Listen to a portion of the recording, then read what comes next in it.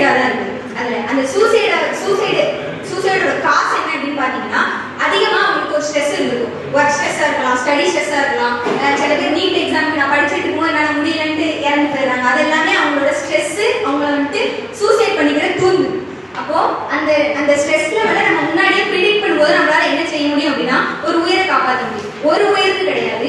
நான் ஆல்ரெடி நிறைய ரிசர்ச் பண்ணியிருக்கேன். அதில் ஒரு சில ஆர்டிகல் எல்லாம் என்ன சொல்லியிருக்காங்க அப்படின்னா 2.8 பில்லியன் பீப்புள்ஸ் இந்த உலகத்தில் வந்துட்டு இறந்தவங்க வந்துட்டு ஸ்ட்ரெஸ்னால இறந்துருக்காங்க. என்ன ஸ்ட்ரெஸ்ன்றதெல்லாம் கிடையாது. ஸ்ட்ரெஸ்னா ஒர்க் ஸ்ட்ரெஸ்ஸாக இருக்கலாம், ஸ்டடி ஸ்ட்ரெஸ்ஸாக இருக்கலாம், ஃபேமிலி ஸ்ட்ரெஸ்ஸாக இருக்கலாம், எக்கனாமிக் ஸ்ட்ரெஸ், இந்த மாதிரி ஏதோ ஒரு ஸ்ட்ரெஸ்னால அவங்க இறந்துருக்காங்க.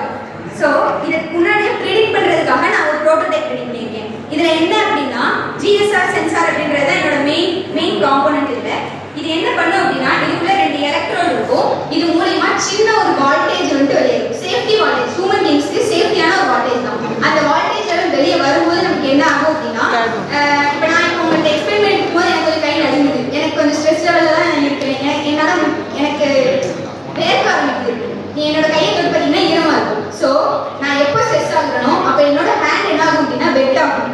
இது மூலயமா இதுதான் நான் சொன்ன இந்த ஜிஎஸ்ஆர் சென்சார். இதுக்குள்ள என்ன இருக்குன்னா 2 எலக்ட்ரோடு இருக்கும். அதில் வந்துட்டு ஒரு ஸ்மால் வால்டேஜ் என்ன செய்யும் அப்படின்னா நம்ம பாடிக்குள்ளே இம்ப்ளிமெண்ட் ஆகும். Safety voltage, human being safety ஷாக்காக நினைக்காது, சேஃப்டியான வால்டேஜ் உள்ள போகும். இது மூலயமா என்ன ஆகும் அப்படின்னா நம்மளுக்கே தெரியும் தண்ணி என்ன செய்யும்னா அதிகமாக கண்டக்ட் பண்ணும்.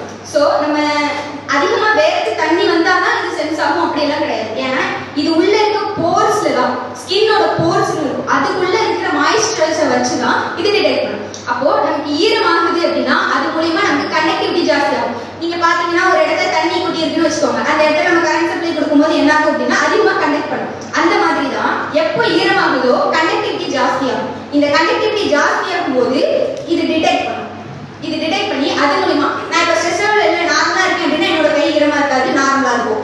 அண்ட் இது போக ஒரு வேலை ஃபால் டிடெக்ட் ஆகலாம். சில பேருக்கு கை அதிகமாக ஈரமாகிக்கிட்டே இருக்கும், வெட் ஆகிக்கிட்டே இருக்கும், அந்த மாதிரி ஹியூமன் பீயிங்ஸும் இருப்பாங்க. அதனால இது கூட நான் என்ன சைடில் இன்னொரு காம்பனண்ட் என்ன ஆட் பண்ணியிருக்கேன் அப்படின்னா ஹார்ட் ரேட். நமக்கு எல்லாருக்குமே தெரியும் எப்போ நம்ம ஸ்ட்ரெஸ் ஆகுமோ அப்போ நம்மளோட ஹார்ட் பீட் என்ன ஆகும்னா இன்க்ரீஸ் ஆகும். ஸோ இது 2 தான் என்னோட மெயினான காம்பனண்ட். அண்ட் இதை நான் எப்படி நான் ஒர்க் பண்ணி காட்டுறேன்.